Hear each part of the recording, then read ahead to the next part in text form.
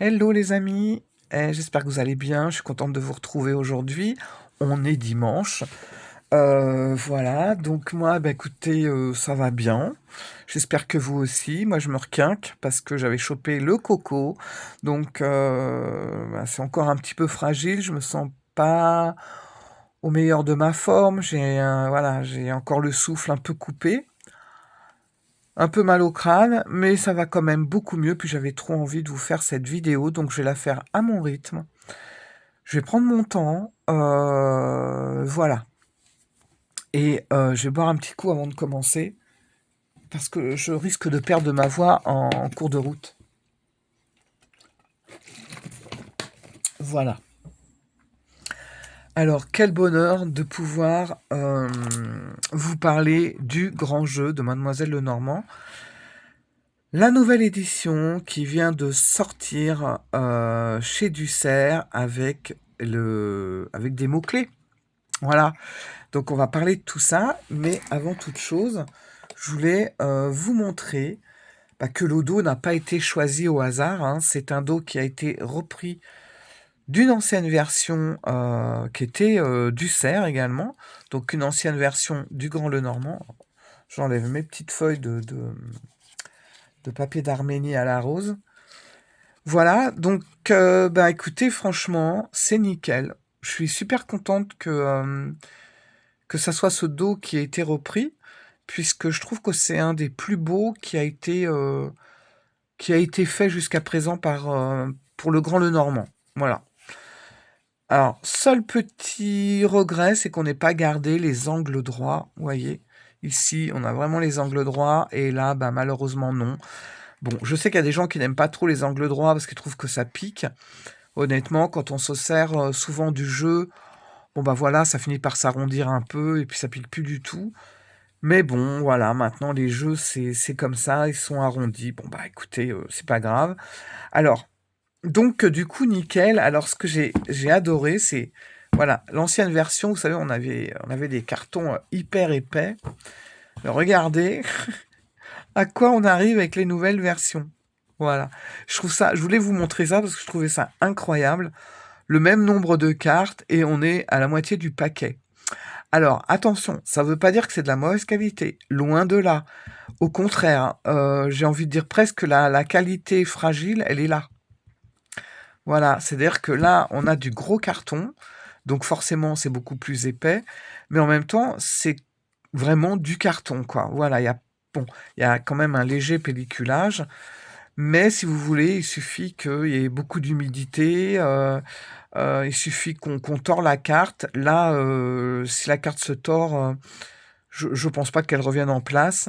Et avec l'humidité, c'est tellement épais, vous voyez, que si l'humidité commence à pénétrer dans la carte, c'est foutu. Là, vous avez une carte toute gondolée, voilà. Alors que, on a perdu en épaisseur, mais on a gagné en solidité, j'ai envie de dire. Comme quoi, les grosses cartes épaisses, c'est pas non plus, ça veut pas dire que ça soit, qu'elles soient plus solides que les fines.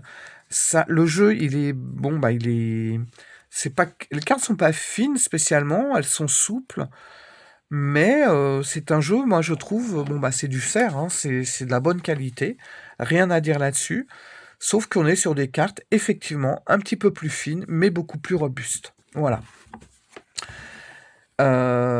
Et au niveau de, je sais plus si je vous l'ai dit, au niveau de la grandeur, écoutez, par rapport en tout cas à ce modèle, on est sur la même taille. Voilà. Celui-là peut paraître plus grand parce qu'on a les angles qui sont droits, mais c'est exactement la même taille. Par contre, si on compare avec cette édition qu'on doit tous avoir, je pense, avec le dos comme ça, là, il y a une différence au niveau de la grandeur. Je vais vous montrer. Je vais vous montrer comme ça. Là, on perd beaucoup, que ça soit en hauteur ou en largeur, on voit qu'on perd quand même pas mal. Voilà, mais je pense qu'en fait, à la base, le jeu était plutôt de cette taille. Et puis après, quand on a commencé à sortir cette édition-là, on a un petit peu agrandi le jeu. Voilà. Mais les cartes en elles-mêmes, elles n'ont pas bougé. Je pense que c'est plutôt ce jeu-là qui s'est allongé par la suite. Et puis sinon, maintenant, je voulais vous parler au niveau des couleurs. Alors moi, c'est vrai que cette édition-là, elle est sortie en, je sais pas combien de fois en fait. Il y a eu plusieurs éditions différentes avec ce dos, mais avec une très très grosse différence de couleur à chaque fois. On peut même le reconnaître au dos. Il y a des jeux comme ça avec le même dessin où vous allez avoir le fond beaucoup plus jaune ou alors le fond beaucoup plus crème ou beaucoup plus clair tout simplement. Et les couleurs que vous allez avoir au dos vont vraiment ressortir par rapport aux couleurs que vous allez avoir sur les illustrations. Alors moi j'ai quelque chose d'assez clair et d'assez pâle en fait, et même d'assez jaune d'ailleurs. Et c'est vrai que mon jeu, quand je le regarde, il est super saturé en jaune. Je sais pas si vous le voyez, mais regardez. Il y a énormément de jaune qui apparaît, on s'en rend compte voilà, au niveau de l'herbe, au niveau de tout ça. Bon, ça me gênait pas plus que ça, mais c'est vrai que c'est pas forcément les couleurs qui me plaisaient, quoi. Vous voyez? Il y a vraiment, c'est vraiment très très saturé au niveau du jaune.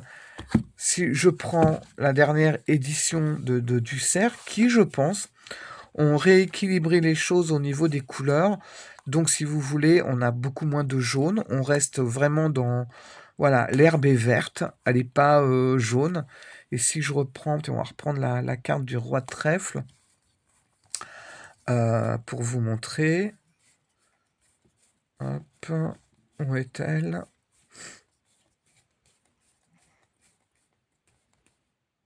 Elle est là.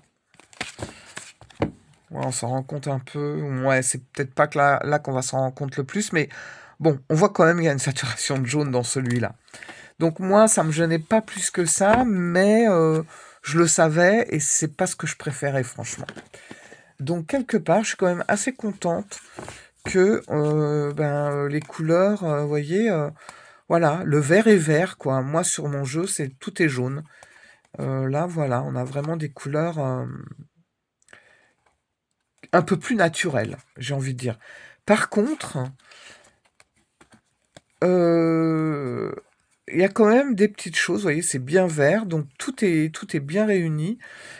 Je trouve que au niveau bon, le bleu du ciel est bleu, l'herbe est verte, ok, mais je trouve quand même qu'au fil des éditions, le grand Lenormand est devenu de plus en plus pastel.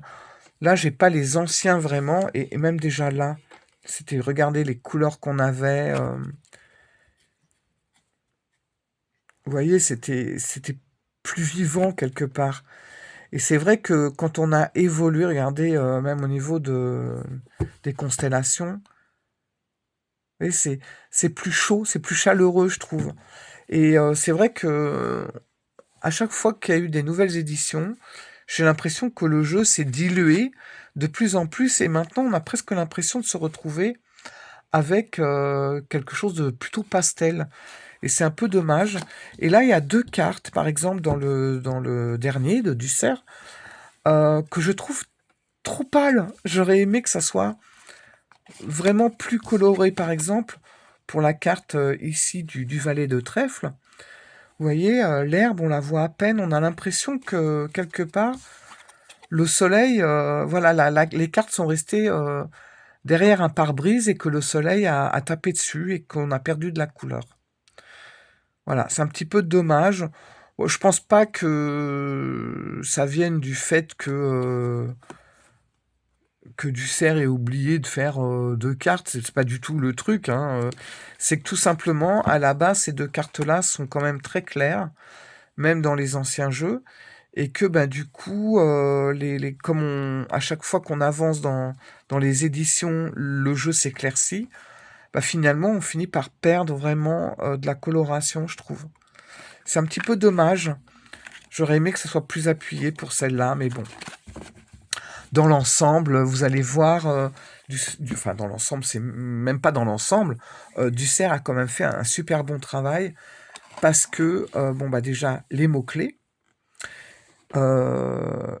et surtout des mots-clés qui correspondent impeccablement à l'histoire. Ça me faisait un petit peu peur aussi parce que moi je me suis pris la tête à vraiment apprendre les histoires, la guerre de Troie, la Toison d'or, et cetera. Je me suis prise à apprendre vraiment toute la mythologie de ces histoires-là, pour me plonger plus, facilement dans le grand Lenormand, et je me suis dit: «Avec les mots-clés, si ça se trouve, les mots, ils vont être un petit peu changés, puis du coup, ça va pas le faire, quoi».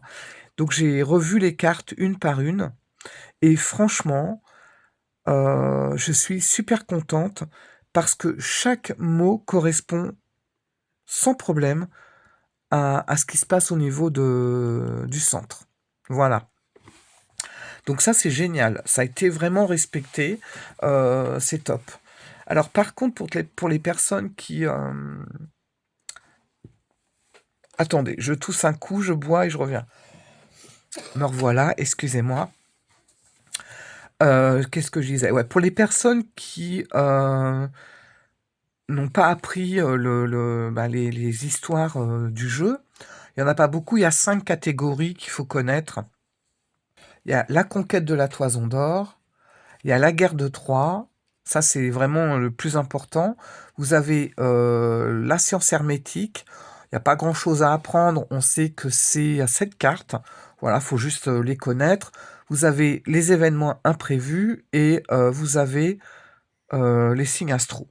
Voilà. Mais c'est vrai que, la guerre de Troie et la Toison d'or, c'est ce qu'il y a vraiment plus important pour comprendre le jeu, quand même en profondeur, quoi. Parce que vous allez voir les mots-clés, ils vont vous aider parce que vous allez voir juste le mot-clé. Mais si vous voulez, un petit peu voir avec,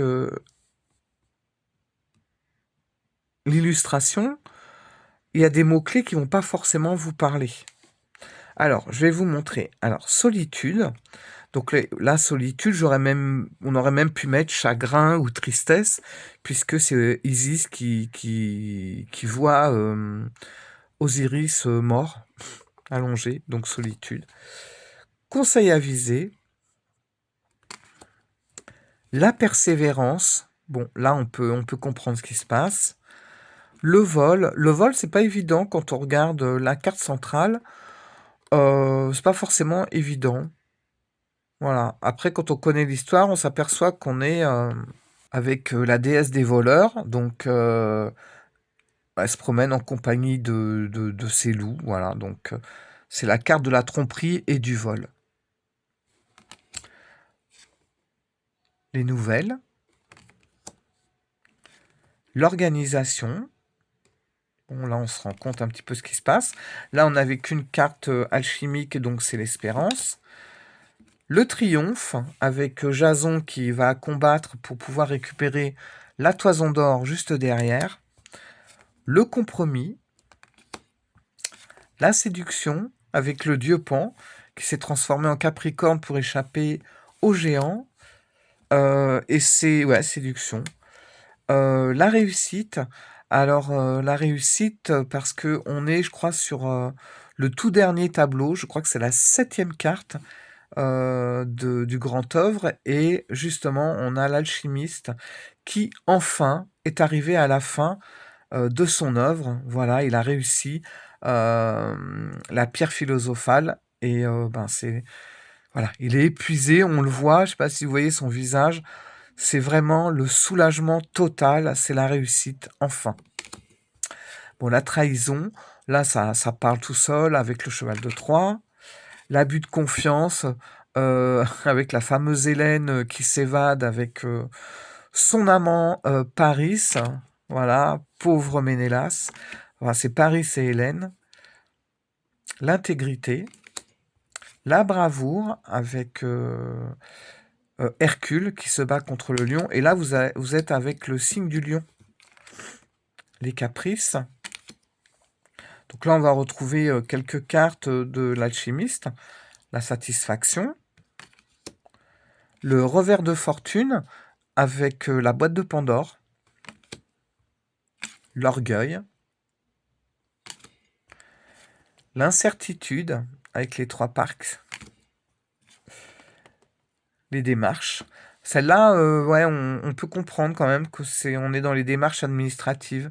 Vous voyez, c'est un plaidoyer là qui est en train de se passer. La justice, et on est avec le signe de la balance.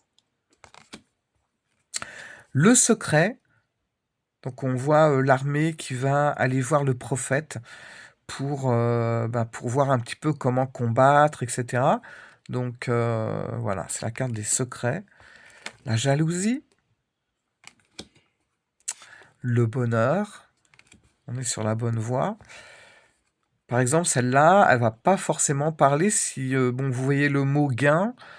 Bon, ben, c'est pas les illustrations qui vont vous aider, mais si vous connaissez l'histoire, vous allez comprendre par exemple que là, ici, on est avec des déesses sur une rivière. Donc, c'est la rivière qui s'appelle Pactole et c'est une rivière d'or. Voilà, donc c'est la carte du gain. D'ailleurs, on emploie aussi, nous, on n'emploie plus trop, mais je sais que ça m'est déjà arrivé d'entendre «t'as touché le pactole», par exemple, pour dire «t'as touché une belle somme». Donc là, c'est la carte de la famille. Donc on voit Danaos entouré de ses 50 filles. Donc on est vraiment sur le lien familial. Vous voyez, ça correspond vraiment. L'innocence, la protection. Là aussi, ça parle pas mal avec Médée qui est amoureuse de Jason et qui va lui remettre un filtre pour qu'il soit plus fort, pour qu'il puisse gagner ses combats et conquérir la toison d'or. Vous voyez, elle a des petits filtres et elle va lui donner, voilà, parce qu'elle est amoureuse de lui, enfin bon. L'ingéniosité, qu'on aurait pu aussi appeler la carte de l'intelligence, la résilience, avec, là, c'est la discipline, avec le pauvre Chiron, qui est mort, malencontreusement en plus, voilà, et s'est trouvé au mauvais endroit à la mauvaise heure. L'amitié avec Castor et Pollux, donc les frères jumeaux, qui est la carte qui représente la carte des Gémeaux également. La stratégie, le danger. Franchement, ça correspond tout à fait aux histoires centrales, quoi. L'avantage, la protection. Là, on voit un aigle qui a chopé un crapaud, qui l'éloigne, donc qui éloigne le danger, qui éloigne la maladie, qui éloigne les soucis, le stress, quel que soit le domaine, les turbulences, avec Europe et Jupiter transformés en taureau, et c'est le signe du taureau. Là, on a le signe du poisson avec le 4 de cœur, et c'est l'imprudence. Voilà, le 4 de cœur représente l'imprudence avec Vénus et Amour. On voit, l'eau est un petit peu tourmentée, voilà. La sagesse, la solidarité, qui représente la carte de la Vierge, les visites, les débats. Alors, ça aurait pu être les débats avec la Dame de Carreau. Ça aurait pu être même la carte de la provocation. Voilà. Là, c'est pareil, il y a toute une histoire derrière cette illustration. Avec la pomme d'or là qui a été jetée. Il y a toute une histoire. Franchement, une histoire super intéressante. La consultante, le consultant. On retrouve l'alchimiste, l'alliance. On retrouve l'avertissement. Alors, c'est pareil, l'avertissement. Le mot-clé avertissement, si on ne connaît pas l'histoire, ça ne va pas tellement parler en fait. Le voyage. L'ennemi. Les faveurs. Ça aussi, c'est super sympa à lire. La négociation. Les plaisirs. Là, on est dans la forêt, vous avez des pommes d'or un peu partout. La ruse, super histoire aussi. Et ça, c'était une des premières histoires auxquelles j'ai accroché tout de suite. En fait, toute une histoire. Et on termine avec le soutien. Donc, on a Jupiter et Bacchus. Voilà.